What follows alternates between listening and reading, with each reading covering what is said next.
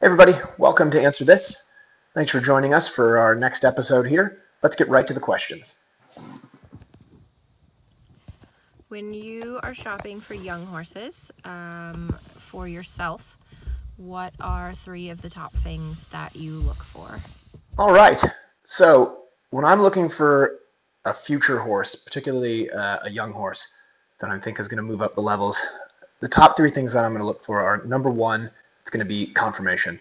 It needs to be a well put together horse because what we ask for them, particularly in 3-day eventing, is so difficult on them. You want to make sure that they're going to stay sound. And so I want to make sure that I'm picking out a horse that looks like it's got straight legs, nice low set tail. Its knees aren't going to be offset. It's not going to be too long in the pastern.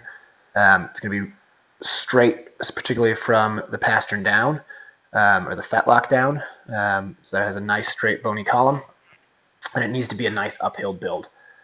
So conformation would be a big one. Along with that, you can obviously look at their breeding because if they're well bred and have a history of good sound event horses in their lineage, then it's more likely they're going to hold up as they go up the levels. The next thing that I'm going to look for is just their overall athleticism and general way of going. Obviously, I want them to be a good mover. They don't need to be exceptional.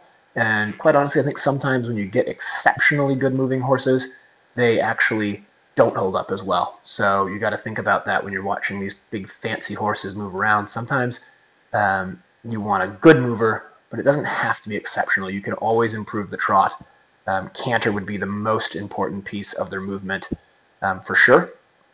And then along with that general way of going, I need to look for a horse that has a reasonable amount of scope. They don't need to jump the socks off, but they need to have enough jump. You know, we do jump 4'3" in the show jumping at the top level, and on cross country, those drops and the width of those fences can be quite big. So they need to be relatively scopy. But actually, what's more important to me for a 3-day event horse than scope is footwork. They need to be quick-footed, athletic horses that can get themselves out of trouble because in the cross-country phase, for sure, they're going to get themselves in trouble somewhere. Things aren't always going to be perfect like they are in a ring, and so they've got to be quick-thinking, agile horses. And then the final thing, is that sort of unquantifiable thing where I know Bruce Davidson and Jimmy Wofford called it the look of the Eagles. These horses need to have an intelligent eye. They need to look like they know what's going on. They need to be smart horses, and you can tell that just from being around them, that they look smart. They're inquisitive, but not in your pocket. I don't want them in my space. I almost want the horses when I communicate with them. If they're too in my space, sometimes they're not actually going to be quick enough and smart enough on the cross country. So while I'm not saying I don't want them to be sweet, nice horses, I sometimes want a horse that when I come up to it, it gets a little bit cautious and worried about me. It maybe backs up a little bit. And not that it's nervous about people. I don't want you to confuse that, but I want it to be very hyper aware of its surroundings and what it's doing and have that look of almost like it thinks it's better than you. A little bit of arrogance in an event horse is a really important thing.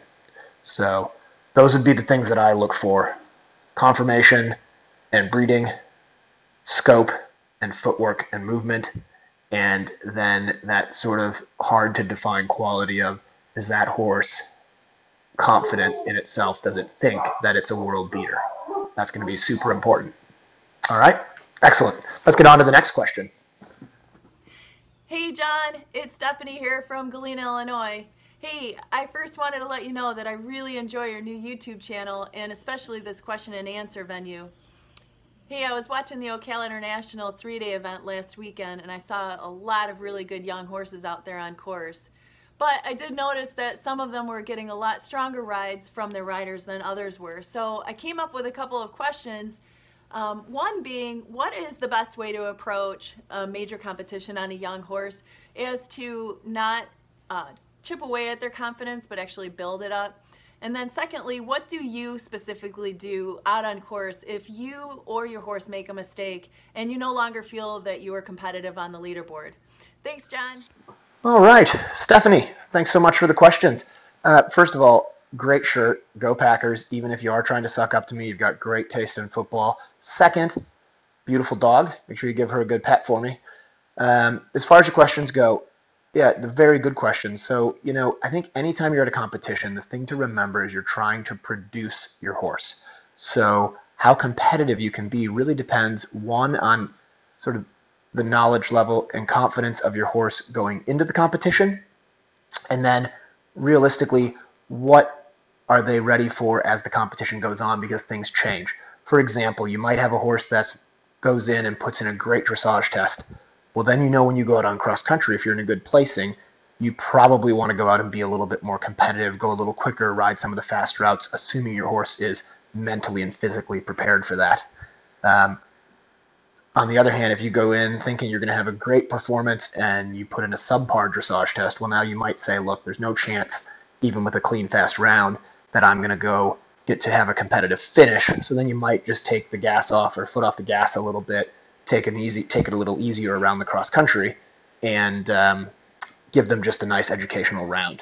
Now, having said that, if I'm going out on a nice horse that I'm producing for the future and I put in a nice dressage test, I'm going to go out typically and attack that course, because I'm not going to be at a major 3-day event like the Jockey Club unless I think that horse is really ready for it.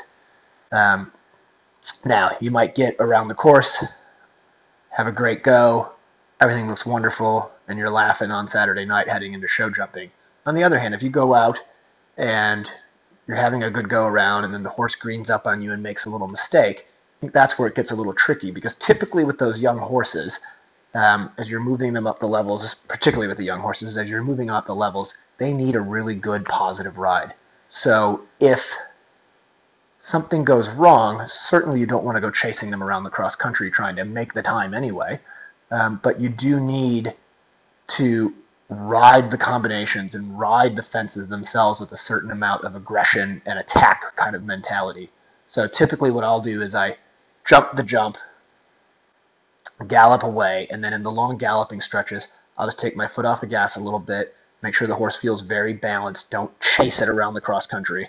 And then as I come up to the next combination, I maybe put my leg back on, make sure the horse is back awake, paying attention, hasn't sort of gone to sleep in its gallop, that it's alert and aware where it's going. Attack that next combination, and then because I'm not in a competitive mode, I leave that combination and just let the horse sort of gallop away in the pace that it's comfortable going. And again, just balancing in between those different combinations and different gallop fences. All right, so I think it all depends sort of on how things go, but again, go out there, plan to be competitive, and then sometimes things change, sometimes they go great. You've got to always be thinking on course. Great questions. Let's get on to the next one.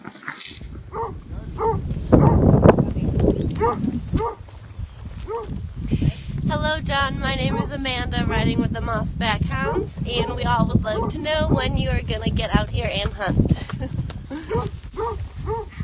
All right, Amanda, awesome. I do know of the Mossback Hounds very well. My good friend Mike French rides up there.